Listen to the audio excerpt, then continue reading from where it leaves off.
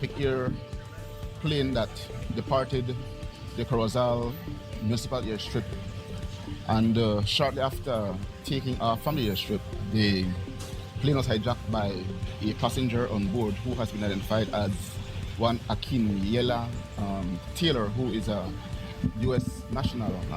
Apparently is a veteran as well.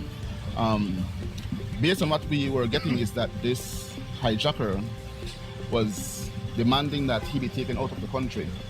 And at one point in time, he demanded that they land at an area where they can receive additional fuel. The plane circled the Belize airspace between Belize City, Ladyville, and at one point in time, the radar picked up the plane all the way out in the Turnef Atoll area, flying out there. Our greatest concern was the fuel consumption of the plane. Information that we were getting that the fuel was depleting, and the plane was still at a very high altitude, moving. I decided to come to the airport, myself and a team, to go to the control tower so that we could monitor more closely how the plane was maneuvering. At the same time, we also ensured that we deployed a team of police officers in different areas. So we had deployed at the International, the Belize City Municipal, Hijacked, San Pedro, Dangriga, and even the coastal road, because I know there's a airstrip at the White Ridge area on the coastal road. Again, we did this to ensure that had the plane land at any of these locations, that we would have been able to intercept the hijacker. Closer to the time of landing, the plane had come to the PGIA and was about to land, and then we suddenly saw the plane went up back again. The pilot later communicated to us that the hijacker had directed him not to land the plane here.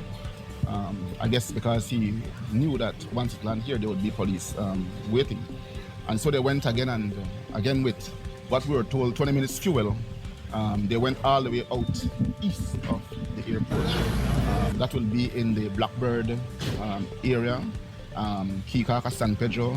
At one point we thought it was going to land in Key Chapel.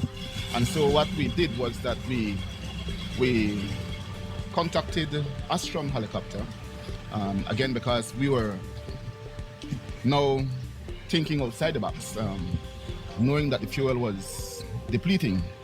We were hoping that we don't have to move from a search and rescue operation to a search and recovery operation. So the thing with the helicopter was to follow the plane to see where it would land. So if they had decided to crash land the plane in the sea or on one of the islands, we would have been there quickly to respond and provide assistance to those passengers, provided that they would have survived.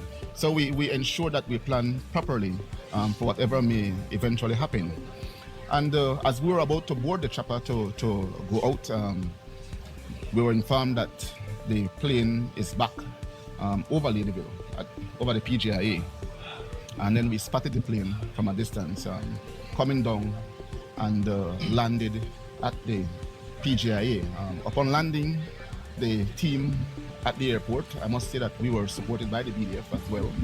And the employees of the PGIA, including Mr. Espat, were very, very cooperative with the police and the operations, making sure we were able to gain access to whatever we need to get access to, so that we can carry out this operation to its best. And so when the plane landed, we immediately made our way to the runway. I must say, as the plane landed, it ran out of fuel. So again, God is good. The passengers were quickly to alight the plane, and they were met by police and the airport employees. We also encountered the hijacker, and I must say that the hijacker was shot to the chest.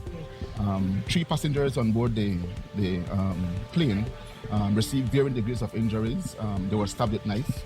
The hijacker had a knife, and what we gathered from one of the passengers who was injured is that as the plane landed, he shot the hijacker. He had a licensed firearm. Wow.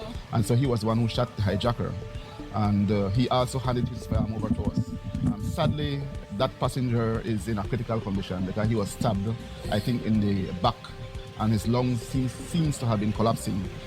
He has been rushed to the medical associates. We are praying for him. He's our hero, I must say, for today. And the hijacker was also taken to the KHMH and was pronounced dead on arrival. So the hijacker is dead.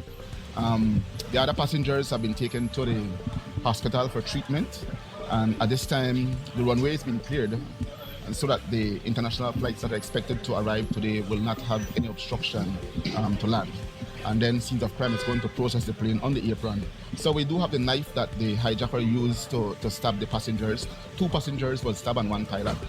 And we have the weapon that was used to shoot the hijacker. There were a total of 14 passengers on board. 2 were Americans and the others were Belizean, and that also included a child.